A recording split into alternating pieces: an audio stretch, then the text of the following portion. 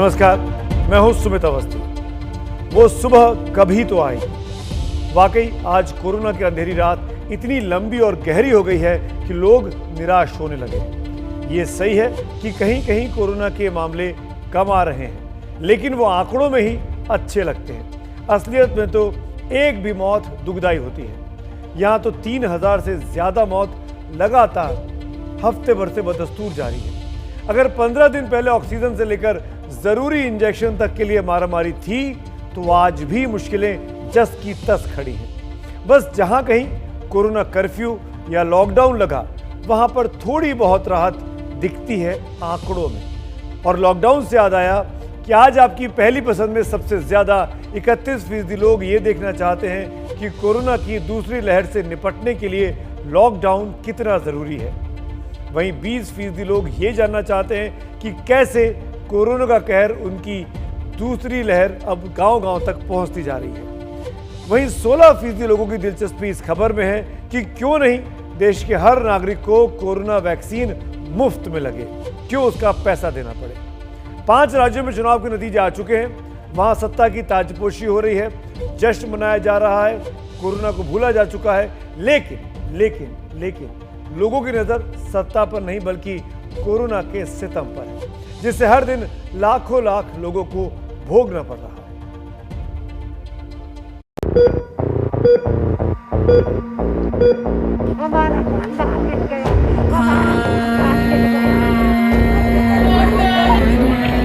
कहीं ऑक्सीजन की कमी,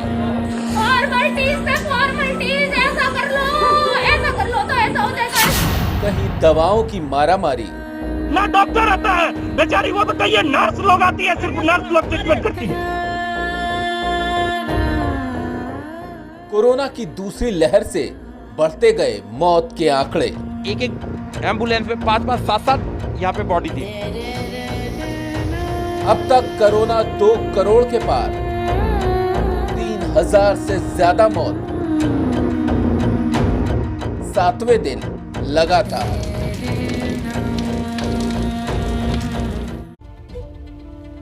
कोरोना से ये मौत का आंकड़ा, कोरोना के फैले जहर का कहर कब थमेगा, कैसे थमेगा, आज सारा हिंदुस्तान इसमें ही माथापच्ची कर रहा है।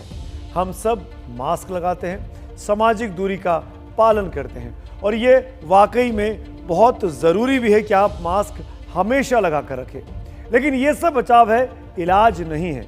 सबसे अहम है इलाज, और वो इलाज क्या हो सकता है? वो है वैक्सीन यानी टीका। लेकिन वैक्सीन के दोनों डोज अभी भारत में सिर्फ 2% आबादी को ही मुश्किल से लग पाए हैं। कहाँ तो समूचे देश को वैक्सीन की लंबी लंबी बातें हो रही थी, और कहाँ पर वैक्सीन लगना कम होता जा रहा है। जी हाँ, कम होता जा रहा है। मैं आपके सामने कुछ आंकड़े पेश करना चाहता हूँ, आपको समझ में आएगा कि कैसे वैक्सीनेशन का काम स्लो पड़ गया है। 1 अप्रैल को 36,71,242 लोगों को टीका लगा था।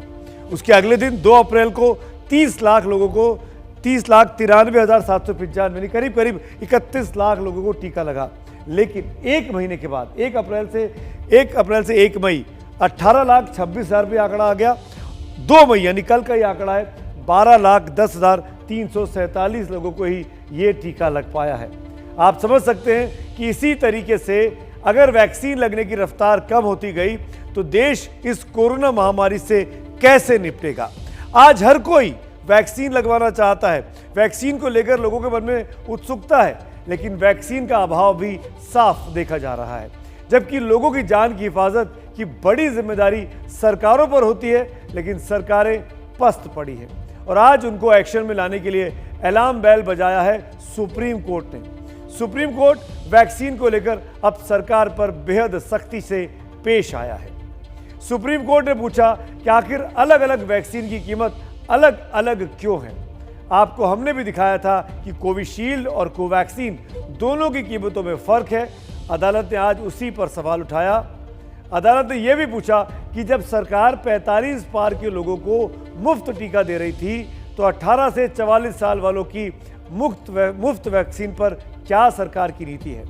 अदालत को यहां तक कहना पड़ा कि कोरोना की वैक्सीन लोगों के मौलिक अधिकार से जुड़ी है, यानी संविधान के अनुच्छेद 21 से।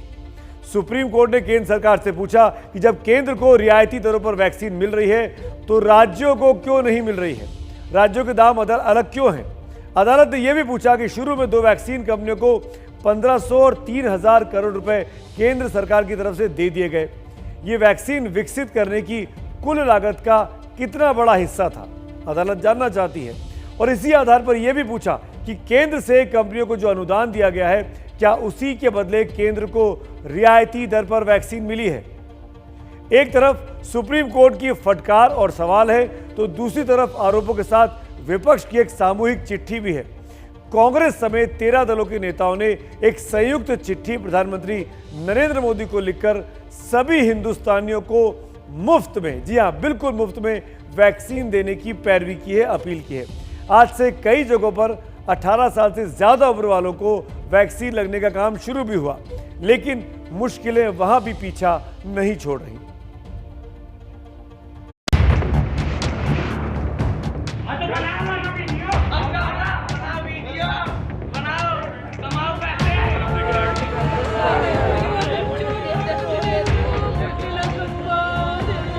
चार बजे से लाइन में लगे हुए हैं, अभी तक कोई दिखाई नहीं दे रही कि आ रही कि नहीं आ रही।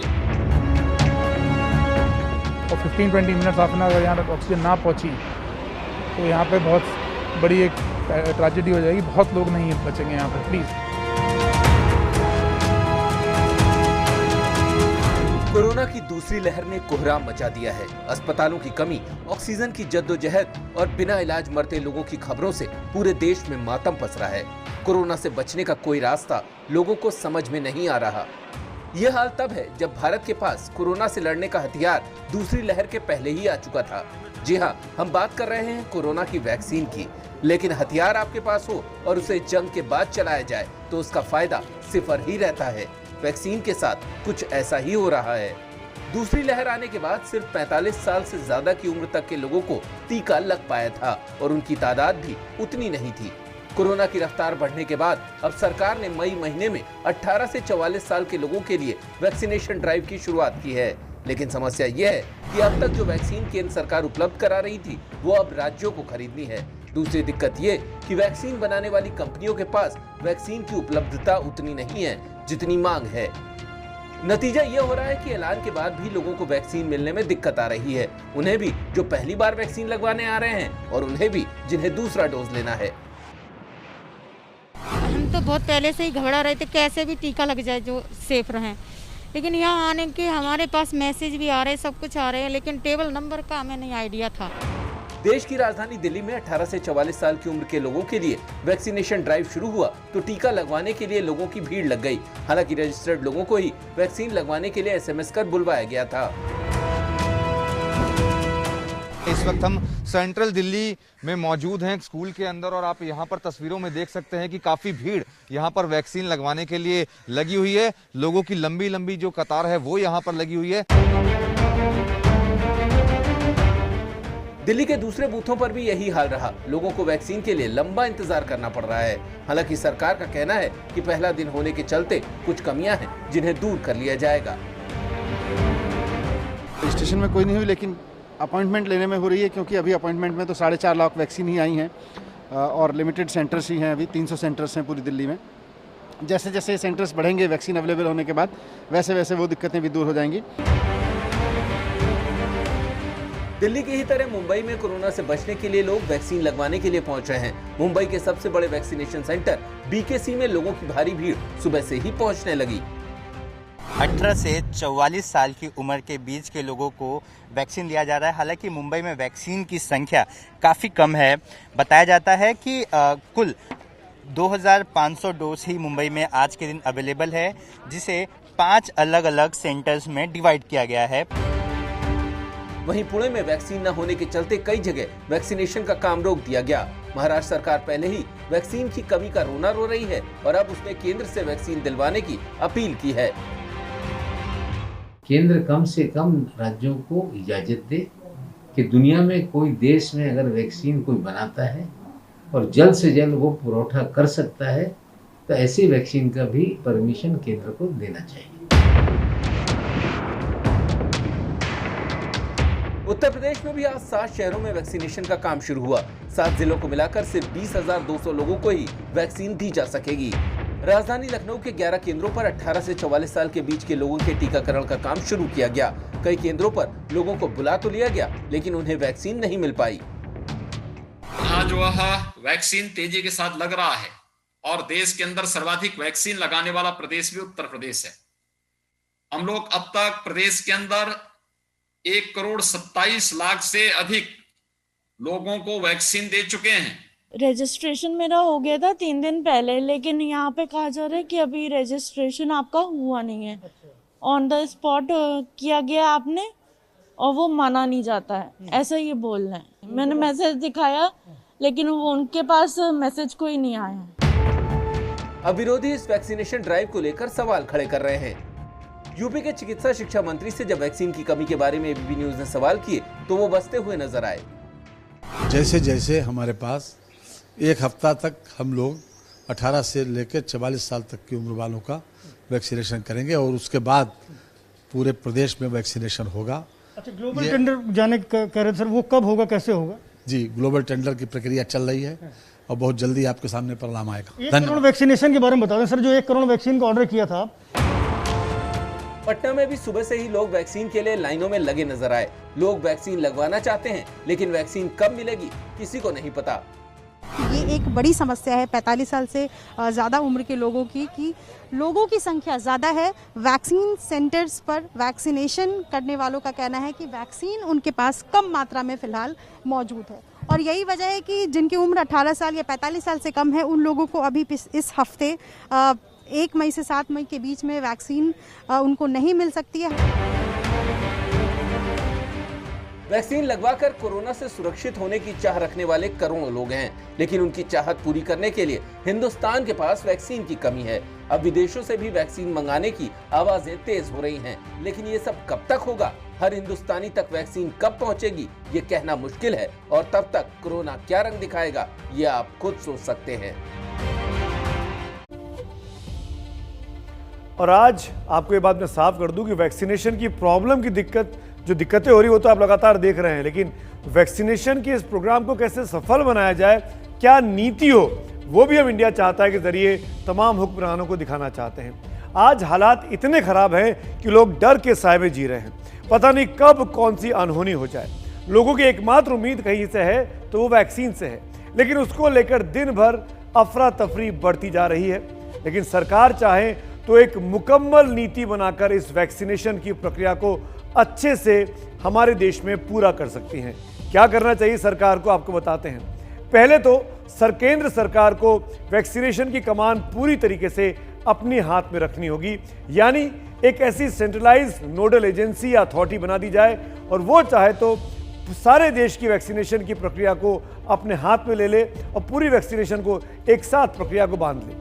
देश में आज हेल्थ इमरजेंसी जैसी स्थिति है, जिसके कारण सिस्टम को ढीला ढाला बिल्कुल नहीं छोड़ा जा सकता, बल्कि ये जरूरी है कि इतनी चुस्ती लाया जाए कि लोग जितना बचाव कर रहे हैं उतना ही वो इस बीमारी से इलाज का भी इंतजाम कर सके। जिस तरीके से जब चुनाव की घोषणा होती है प्रशासनिक शक्ति चुनाव आयोग के पास चली जाती है, उसी तरीके से इस वक्त में ये शक्ति उस संस्था के पास चली जाए, उस नोडल एजेंसी के पास चली जाए जो कोरोना से बचाव, इलाज और वैक्सीनेशन का काम देख रही हो, जो कि देश में सख्त तौर पर कमी महसूस की जा रही है। यह सामूहिक सोच के साथ चलने का समय है। आपको पता होगा, आप जानते भी होंगे जो लगातार एबीपी न्यूज़ को देखते हैं, हम बार बार कहते रहे कि सरकार को वैक्सीनेशन कार्यक्रम को मुफ्त कर देना चाहिए, पूरे देश को एक राय बन के चलनी चाहिए, एक राष्ट्रीय नीति होनी चाहिए। इसीलिए केंद्र सरकार अब इस सुझाव पर विचार करे कि सब एक साथ एक पेज पर हो, जो कि विपक्ष कह रहा है। और इसीलिए विपक्ष के सुझाव को मानते हुए देश के सभी नागरिकों को मुफ्त में कोरोना का टीका लगे, ये इंतजाम होने चाहिए। और जिस तरह रसोई गैस की सब्सिडी को लेकर केंद्र सरकार ने, आपको याद होगा, अपील की थी नरेंद्र मोदी जी ने कि संपन्न और सक्षम लोग सब्सिडी को छोड़ दें, वैसे ही यहाँ भी संपन्न लोगों से ये कहा जा सकता है कि आप मुफ्त वैक्सीन को छोड़ दें, आप पैसे दें, जो दे सकते हैं वो पैसे दें, लेकिन आम हिंदुस्तानी के लिए बाकायदा फ्री वैक्सीन का इंतजाम करना भी सरकार की ही जिम्मेदारी है, फर्ज है। हालांकि ये सारी चीज़ें बहुत आसानी से पूरी नहीं की जा सकती। इसीलिए नेतृत्व ऐसे मजबूत हाथों में होना चाहिए जो अपने मिशन को कामयाबी तक ले जाने का जज्बा रखता हो, सक्षम हो। आपको कुछ उदाहरण में दिखाऊंगा। इस देश में पहले भी ऐसे लोग आए हैं जिन्होंने विषम हालात में संस्थाओं को संभाला, उनको उनके पैरों पर खड़ा कर दिया।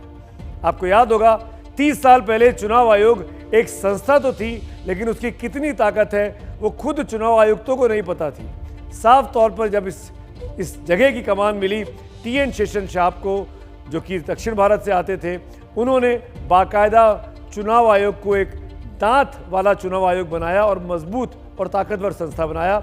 बाद में वो मुख्य चुनाव आयुक्त भी बने थे।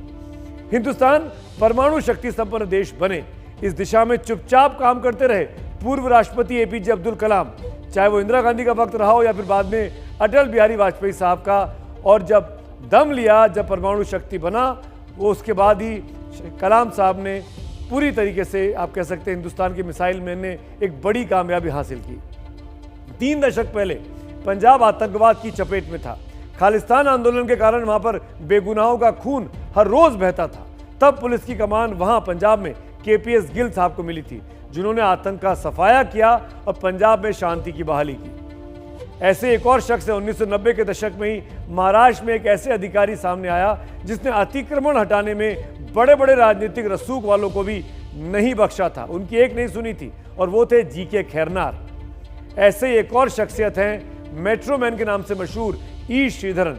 जहां भी गए वहां पर मेट्रो का जाल इस तरीके से बिछाया कि उसके बनने के दौरान आम लोगों को कोई तकलीफ हुई नहीं। तो ये 5 ऐसी शख्सियतें हैं।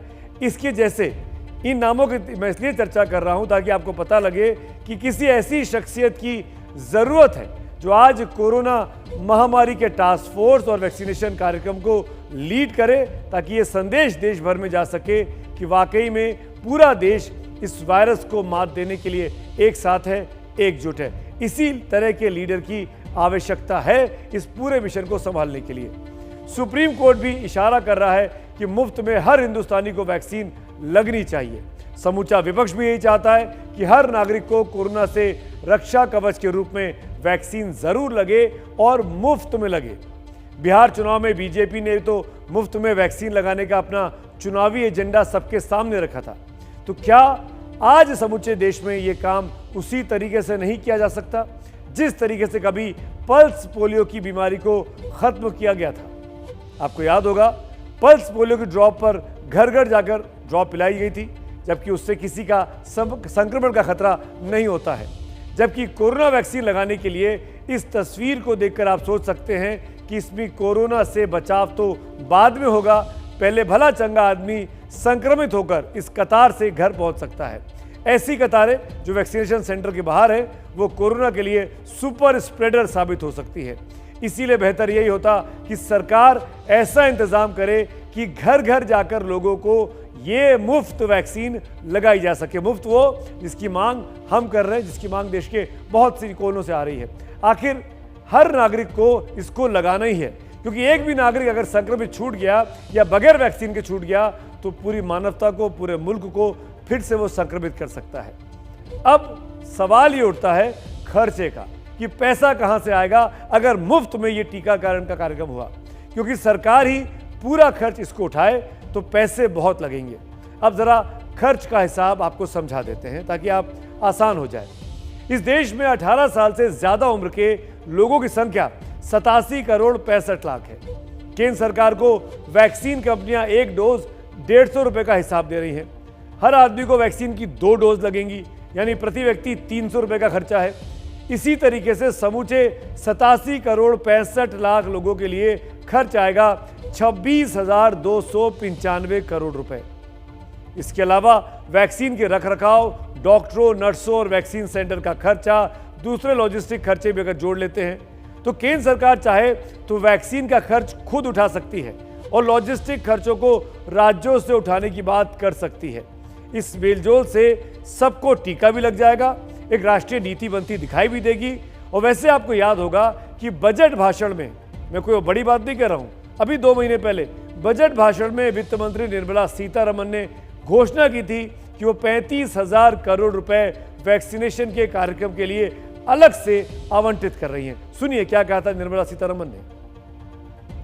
Honorable Speaker, I have provided 35,000 crores of rupees for COVID-19 vaccine in this year 21-22. I am committed to provide further funds if required. So the budget outlay for health and well-being is 2,23,846 crores.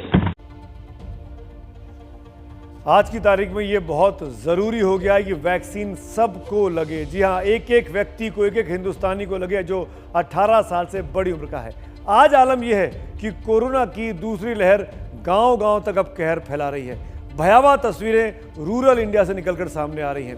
शहरों से बाहर निकलकर देखिए, गांवों के हालात धीरे धीरे बदतर होते जा रहे हैं। हमने खास तौर पर गांवों की तस्वीर आपके सामने रखने के लिए अलग अलग जगहों से ये खास रिपोर्ट बनवाई है और अब आपको दिखाते हैं।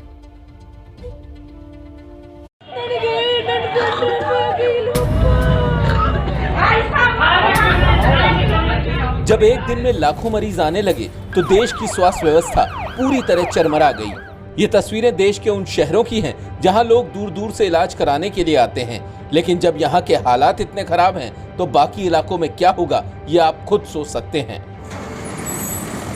बड़ा खतरा ये है कि जब कोरोना शहरों से गांवों की ओर रुख कर रहा है, जहां इलाज की सुविधा ना के बराबर ही है, खास तौर से कोरोना जैसी बीमारी से लड़ने के लिए तो कोई इंतजाम ही नहीं है। राजस्थान अब इस खतरे से जूझ रहा है। कोरोना अब यहाँ के ग्रामीण इलाकों तक पहुँच गया है। जोधपुर के सालावास इलाके में 1260 एक्टिव केस हैं। अब तक 20 लोगों की जान कोरोना के चलते गई है। ज्यादातर लोग होम आइसोलेशन में हैं क्योंकि इलाज की कोई सुविधा ही नहीं है। इस गांव में जो आइसोलेशन सेंटर बनाया गया है उसमें कई बेड खाली हैं। सिर्फ एक मरीज ही अस्पताल में है, लेकिन संसाधनों की कमी के चलते यहाँ के मरीजों को जोधपुर रेफर किया जा रहा है। आपदा काल में ज्यादातर गांव वाले भगवान भरोसे ही हैं। अजमेर में भी कोरोना मरीजों की संख्या बढ़ रही है तो दूसरी तरफ ग्रामीण इलाकों में इस बीमारी का खौफ पसरा हुआ है। कोरोना के कई मामले मिलने से लोग डरे हुए हैं। ये इलाका राजस्थान के चिकित्सा मंत्री का क्षेत्र है, उसके बावजूद यहाँ इलाज के मुकम्मल इंतजाम नहीं है। राजस्थान के ग्रामीण इलाकों तक तो कोरोना पहुंच चुका है, लेकिन बिहार के गांवों में अभी उतने केस नहीं हैं। लेकिन फिर भी जिस तरह की तैयारियां हैं उसमें अगर कोरोना गांवों तक पहुंच गया तो हालात फिर बेकाबू हो सकते हैं। जहानाबाद के कल्पा और कामदेव बिगहा गाँव में तो अस्पतालों की हालत बदतर है। जो मरीज इन गांवों में मिल रहे हैं उन्हें इलाज के लिए जहानाबाद या पटना जाना पड़ रहा है। अस्पताल में ऑक्सीजन की भी कोई व्यवस्था नहीं है। यही नहीं, लोगों में भी कोरोना को लेकर कोई जागरूकता नहीं है। यहाँ कोई इंतजाम नहीं है, कुछ भी नहीं है। सरकारी कोई गाइडलाइन का यहाँ पालन हम लोग फॉलो कर रहे हैं सर, बाकी कुछ नहीं। मेरे गाँव में हॉस्पिटल है और राम भरोसे चलता है। जहानाबाद कोई भाग जाता है, कोई पटना चल जाता है। और अब आंध्र प्रदेश के गांव की जो तस्वीर हम आपको दिखाने जा रहे हैं उसे देखकर आपका कलेजा भर आएगा। ये तस्वीर श्रीकाकुलम जिले के एक गांव की है जहां कोरोना संक्रमित एक मरीज ने अपनी पत्नी और बेटी के सामने दम तोड़ दिया। ये शख्स पॉजिटिव आया था और इलाज न मिलने के कारण घर पर ही था। अभी जब कोरोना की गांवों तक पहुंच उतरी नहीं है तब ये हाल है, लेकिन जिस रफ्तार से कोरोना का दायरा बढ़ रहा है, आने वाले वक्त में हालात और बिगड़ना तय है। हमारा देश 70% से अधिक आज भी गांवों में रहता है और उस वक्त में जब गांवों में हमारे देश में क्या व्यवस्था है स्वास्थ्य इंतज़ामों की, प्राथमिक चिकित्सा केंद्रों की, ये किसी से छुपा नहीं है। ऐसे में कोरोना गांव-गांव फैल रहा है। बहुत ज़रूरी है कि आप अपने आप को सुरक्षित रखिए, क्योंकि आपके गाँव में हो सकता है कि इंतज़ाम हो ही ना कोरोना से बचने की। इसीलिए अपनों को समझाइए कि कोरोना का कहर अभी भी कायम है। इसीलिए कोई भी लापरवाही बिल्कुल ना बरती जाए। एबीपी न्यूज़ इस महामारी के दौर में आपके साथ इंडिया चाहता है में हर हिंदुस्तानी महफूज रहे एक मुहिम चला रहा है, #MaskUpIndia। इसके लिए जब तक कोरोना जाता नहीं है आप मास्क पहन कर रखें, सामाजिक दूरी का पालन करें और #MaskUpIndia के जरिए हमारे साथ जुड़े रहें। मास्क पहने अपनी सेल्फी हमको भेजें, क्योंकि हमको लगता है कि आपकी तस्वीरें दिखाकर हम हिंदुस्तान के बाकी नागरिकों को मोटिवेट कर सकते हैं, प्रेरित कर सकते हैं कि आप भी कोरोना के साथ इस लड़ाई में इस तरीके से मास्क लगाकर कंट्रीब्यूट कर सकते हैं। आज हरियाणा भी लॉकडाउन में चला गया है, यूपी भी 50-50 लॉकडाउन में है और कोरोना की दूसरी लहर आने के बाद इस दिशा में पहला कदम बढ़ाने वाला राज्य था वो था महाराष्ट्र। उसने अपने आप को लॉकडाउन तो नहीं बोला, 20 दिन पहले आपको याद होगा उसने ब्रेक द चेन के लिए नाम से एक लॉकडाउन जैसा ही कदम उठाया था जिसको मिनी लॉकडाउन बोला गया। महाराष्ट्र में 14 अप्रैल को लॉकडाउन लगा तो उस दिन कोरोना के मामले 58,952 थे। उसके बाद वो केस 70,000 तक पहुंचे, लेकिन आज ये आंकड़ा 56,647 पर आ गया है। मामूली सही, लेकिन राहत की रोशनी दिख रही है। इसके बाद इसी दिशा में 19 अप्रैल को दिल्ली ने कदम बढ़ाया, जब दिल्ली में रोजाना 23,686 मामले सामने आ रहे थे। दिल्ली का ग्राफिक्स आपके सामने, 23,686 मामले आमने सामने थे। आज दिल्ली में 24 घंटे में ये मामले घटकर 20,394 पर पहुंच गए हैं। ये एक शुभ संकेत है, लेकिन लोगों की उखड़ती सांसों के लिए क्या क्या किया जाए जो सिस्टम की लापरवाही और सरकारों की नाकामी की उपज है। क्या दिल्ली और क्या कर्नाटक, क्या उत्तर प्रदेश, बस राज्यों के नाम बदल दीजिए, तस्वीर सब जगह एक जैसी ही है। ऑक्सीजन की कमी है, लोग दम तोड़ रहे हैं, लोगों को जीवन रक्षक दवाइयां नहीं मिल रही हैं, अस्पताल नहीं मिल रहे हैं, बेड नहीं मिल रहे हैं, लेकिन सबसे बड़ी कमी ऑक्सीजन की महसूस की जा रही है।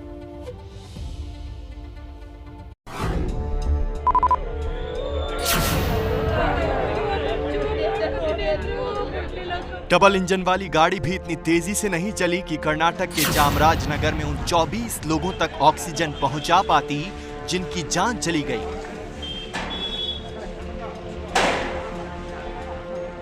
वो लोग एक एक सांस के लिए तरसते रहे, लेकिन हुकूमत और पस्त सिस्टम को उन पर तरस नहीं आया और फिर बदले में मिली तो मौत, और उस मौत के साथ 24 परिवारों की चीख, मातम, चित्कार और बेबसी।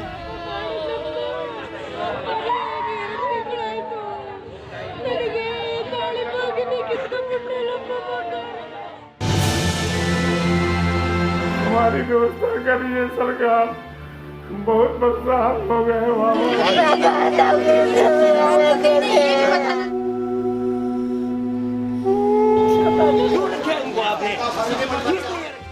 ये हाल किसी एक शहर का नहीं है, एक राज्य का नहीं है।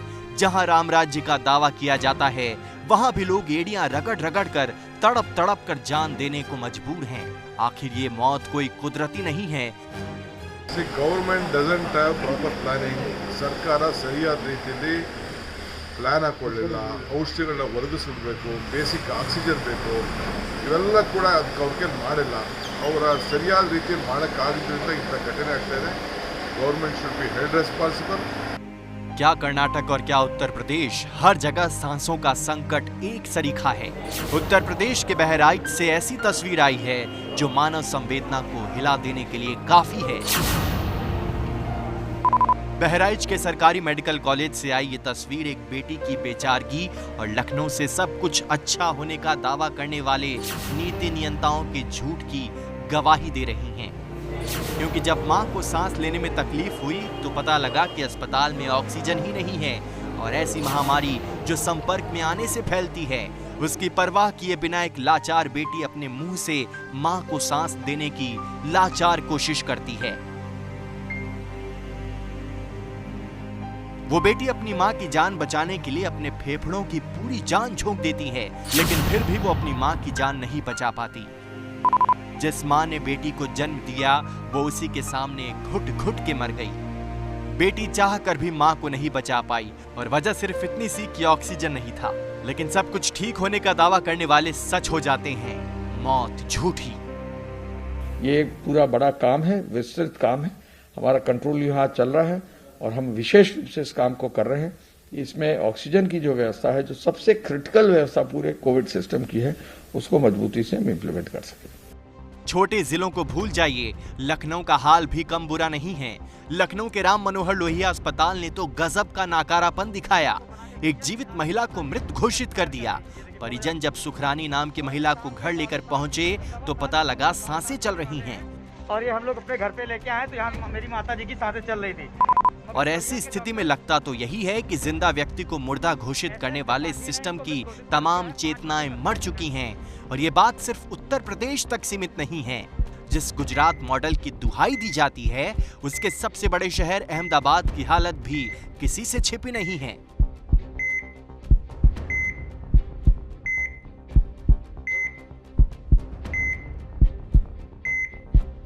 अस्पतालों के बाहर एम्बुलेंस की ऐसी कतारें हैं कि लगता है सारा शहर ही मरघट सा हो गया है। ऑक्सीजन सिलेंडर की ऐसी कतारें हैं कि लगता है कि सांस सांस का संकट हो गया है। बस राज्यों के पन्ने पलटते जाइए, सरकार चलाने वाली पार्टियां अलग होंगी, लेकिन नाकारापन एक जैसा है। ब्लेम गेम में पिस रही है तो आम जनता। देश में ऑक्सीजन की कोई कमी नहीं है, ऑक्सीजन के इंतजाम किए जा रहे हैं। और आप देख रहे हैं तस्वीरें जो सामने आ रही हैं, अपनी मां को बचाने के लिए एक बच्ची को अपने मुंह से, संक्रमित मां को बचाने के लिए अपने मुंह से CPR देना पड़ रहा है। आप समझ सकते हैं कि सद तक लाल फीताशाही और नाकाबिलियत हिंदुस्तान की जो सरकारी सिस्टम है वो खुलकर सामने आ रही है। कोरोना लोगों की सांसों पर कुंडली मारकर बैठ गया है, लेकिन इस बीच कुछ अच्छी खबरें भी हैं जो आपको जरूर जाननी चाहिए, शायद आपको इस डिप्रेसिंग माहौल में राहत दे सके। मामूली से कोरोना के मामले में कुछ कमी आने लगी है, मामले घटने लगे हैं। आपके सामने ये डेटा है।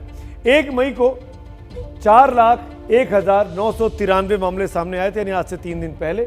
कल यानी 2 मई को ये मामले घटकर 3,92,488 हो गया। और आज 3 मई को आंकड़े घटकर 3,68,147 मामले सामने आए हैं। इस बीच उत्तर प्रदेश सरकार का दावा है कि रोजाना 2 लाख से अधिक और अभी तक 4 करोड़ से ज्यादा लोगों की टेस्टिंग वाला वो अकेला राज्य है। वहीं केंद्र सरकार का कहना है कि रिकवरी रेट काफी तेज है और मृत्यु दर भी अब 1% से कम हो चुकी है। अगर 1 मई को देश में करीब 4 लाख केसेस रिपोर्ट हुए थे, तो 2 मई को करीब 3,92,000 केसेस, और अगर पिछले 24 घंटे का डेटा एनालाइज करें तो पाते हैं 3,67,000 केसेस। तो शायद केसेस में कुछ हद तक हम देख रहे हैं कि केसेस में कुछ कमी पाई जा रही है, लेकिन ये बहुत ही अर्ली सिग्नल्स हैं। इसको एनालाइज करने की, इससे रिलेटेड एफर्ट्स करने की कंटिन्यूड बेसिस पर जरूरत है। यह भी हम आप लोगों की दृष्टि में लाना चाहेंगे। और कोरोना की खबरों के बाद अब आपको ले चलते हैं पश्चिम बंगाल। बंगाल में चुनाव के नतीजे आ गए हैं। ममता का जादू कायम है, जैसा होना था वैसा ही हुआ। टीएमसी विधायकों ने ममता दीदी को अपना नेता चुन लिया। अब वो बुधवार को तीसरी बार मुख्यमंत्री पद की शपथ लेने वाली हैं। आज उनके स्वागत में राज्य खड़ा है, लेकिन इसके साथ ही एक बड़ी चुनौती भी उनके सामने है, और वो है कोरोना की चुनौती। क्या है वो, अब आपको दिखाते हैं। 26 फरवरी को जब चुनाव की अधिसूचना जारी की गई थी, उस वक्त बंगाल में कोरोना के 24 घंटे में मरीज थे सिर्फ 216। ये आपके सामने है आंकड़ा। 1 महीने बाद यानी 27 मार्च को आंकड़ा बढ़कर 812 का हो गया। 10 अप्रैल को आंकड़ा बढ़कर 4,043 हो गया। 22 अप्रैल को आंकड़ा बढ़कर 11,948 हो गया। 29 अप्रैल को 17,207 और 2 मई को यानी कल 17,515 मामले सामने आए हैं, जो कि इस वक्त के सबसे ज्यादा और सबसे बड़े मामले हैं। इस गति से पश्चिम बंगाल में कोरोना के केस बढ़े हैं, आप इस ग्राफिक से बहुत आसानी से समझ सकते हैं। अब नई सरकार में ममता बनर्जी के सामने इस कोरोना के सुपर संक्रमण को रोकना ही सबसे बड़ी चुनौती है।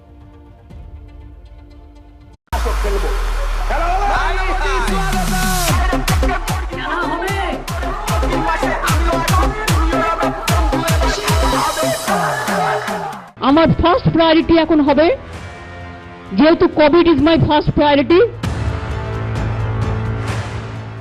2 मई को क्या होगा, इसके लिए बंगाल में पिछले 1 महीने से ज्यादा वक्त से घमासान छिड़ा रहा।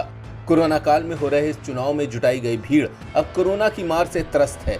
चुनाव प्रचार की गर्मी में ये बात भूले नेताओं को अब ये समझ आ रहा है, लेकिन देर तो पहले ही हो चुकी है। ये पहला मौका है जब पश्चिम बंगाल में कोरोना के 1 लाख से ज्यादा एक्टिव केस हो गए हैं। रोज आने वाले मरीजों की संख्या भी लगातार बढ़ रही है। सूबे के कई जिले कोरोना से बुरी तरह प्रभावित हैं। ऐसे में अब तीसरी बार सत्ता संभालते ही ममता की सबसे बड़ी चुनौती कोरोना की रफ्तार को थामने की ही होगी।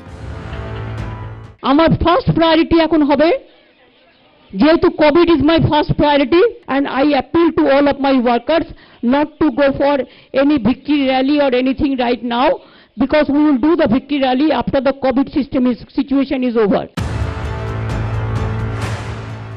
कोरोना को रोकने के लिए सबसे जरूरी है कि राज्य में वैक्सीनेशन की रफ्तार को तेज किया जाए। अब तक पश्चिम बंगाल में सिर्फ 1 करोड़ 10 लाख लोगों को ही वैक्सीन मिल पाई है, जबकि 23,75,000 लोगों को दोनों डोज मिली हैं। ममता जानती हैं कि कोरोना को रोकना है तो वैक्सीनेशन बेहद जरूरी है। यही वजह है कि वो केंद्र से वैक्सीन की मांग कर रही हैं। They are sending maximum vaccine and oxygen to 2-3 states. हमने 3 करोड़ मांगा, 1 करोड़ हम प्राइवेट सेक्टर को देगा, 2 करोड़ हम देगा। देने से टाइम भी लगता है ना, वक्त भी लगता है। हमारा वार्ड में काम चल रहा है हर रोज, लेकिन हम लोग चाहते हैं कि हमारा वैक्सीन मिल जाए तो हम 5 तारीख से शुरुआत करेंगे। पश्चिम बंगाल की जनता ने लगातार तीसरी बार ममता बनर्जी को सत्ता सौंपी है। जाहिर है ऐसे में ममता के लिए सूबे की जनता की जान बचाना सबसे अहम टास्क है। इसके अलावा बढ़ती बेरोजगारी, औद्योगिकीकरण, भ्रष्टाचार जैसे कई मुद्दे हैं जो दीदी के सामने हैं, लेकिन सबसे बड़ी चुनौती राजनीतिक है। इस बार ममता के सामने विपक्ष में बीजेपी है। चुनाव में हार की चोट खाई बीजेपी आने वाले 5 साल ममता को हर मुद्दे पर घेरने में कोई कसर नहीं छोड़ने वाली, और बीजेपी की चुनौती का जवाब ममता आने वाले दौर में कैसे देती हैं, ये देखना बेहद दिलचस्प होगा।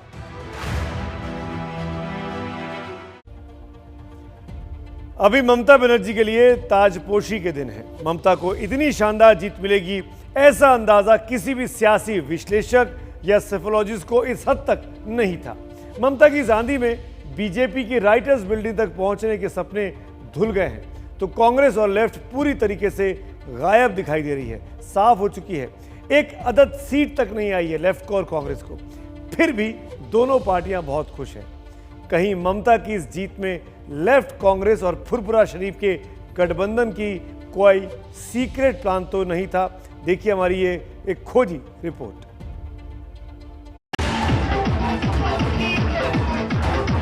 বাংলার জয়, বাংলার জয়, বাংলাই পারে, বাংলাই পারে। Victory of the Bengal people and victory of the country and victory of democracy. ममता की जीत ने बीजेपी के बंगाल विजय के सपने को पूरा का पूरा मिट्टी में मिला दिया।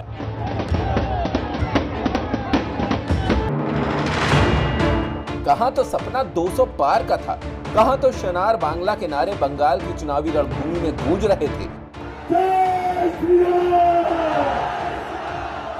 और कहां बीजेपी सैकड़े के आंकड़े से भी बहुत पीछे रह गई। They said anyhow Mamata Banerjee is to be defeated. What is this? They cannot stop me. Even I am telling you, they have got 78 some seats. Even they should not cross 50. It is because of Election Commission's contribution. ममता की बेहद गर्मजोशी के साथ ताजपोशी हो रही है, लेकिन बीजेपी भी 3 से बहुत आगे तक पहुंच गई। अलबत्ता कांग्रेस और लेफ्ट दोनों का सफाया हो गया। किसने सोचा होगा कि जिस कांग्रेस ने आजादी के बाद करीब 30 साल तक बंगाल पर राज किया, और जिस लेफ्ट ने उसके बाद 34 साल तक उसका कोई नाम लेवा तक आज नहीं, कांग्रेस और लेफ्ट गठबंधन बंगाल में शून्य में विलीन हो गए, तो सवाल है कि ये उनकी रणनीति थी या कमजोरी। बंगाल के नतीजों ने भारतीय जनता पार्टी और प्रधानमंत्री के चेहरों से नकाब उतार दिए हैं। कितने देशभक्त हैं इसका पता पूरे देश को चल गया है कि पूरे देश को कोरोना में मुब्तला कर दिया सिर्फ चुनाव के लिए, सत्ता के लिए। कांग्रेस के नेता राहुल गांधी भी अति प्रसन्न हैं कि ममता ने बीजेपी को धूल चटा दी। तो क्या लेफ्ट कांग्रेस और फुरफुरा शरीफ का गठबंधन इसीलिए धीमा पड़ गया था कि उनकी ज्यादा तेजी बीजेपी को फायदा पहुंचा देती, जैसा कि खुद बीजेपी का आकलन था। मैं ये जानना चाहता हूं कि क्या ये अलायंस कांग्रेस, लेफ्ट और फुरफुरा शरीफ और ओवैसी का लड़ना, ये आपके काम को आसान करेगा, वोट बांटेगा एक खास कम्युनिटी के, बीजेपी की रास्ता आसान करेगा? मुझे तो लगता है कि हमें फायदा ही होगा अगर होता है तो। ईमानदारी से आप बोल रहे हैं कि फायदा ही होगा आपको? हाँ, फायदा ही होगा। तो सवाल है कि क्या बीजेपी को रोकने के लिए ही लेफ्ट और कांग्रेस ने अपना प्रचार धीमा रखा? क्या इसीलिए कोरोना के नाम पर दोनों दलों ने 4 चरण का चुनाव रहते ही प्रचार करीब करीब बंद कर दिया? क्या इसीलिए राहुल गांधी मुर्शिदाबाद के उस कांग्रेसी गढ़ में भी प्रचार के लिए नहीं गए जहां कांग्रेस कभी हारती नहीं थी?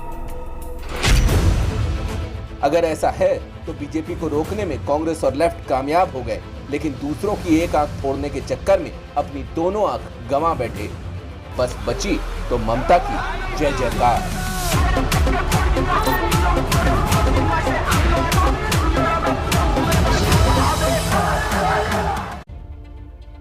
जिस तीसरे मोर्चे को बीजेपी अपनी ताकत मान रही थी, उसी तीसरे मोर्चे ने लगता है कि बीजेपी की पीठ पे छुरा भोंक दिया। वो गठबंधन जाकर तृणमूल के लिए काम करता रहा और शायद इसकी भनक बिल्कुल भी बीजेपी के आलाकमान को नहीं लगी। और आलम यह है कि हार कर भी जीत गए हैं कांग्रेस के और लेफ्ट के नेता, क्योंकि वहां पर बीजेपी को उन्होंने रोक लिया है।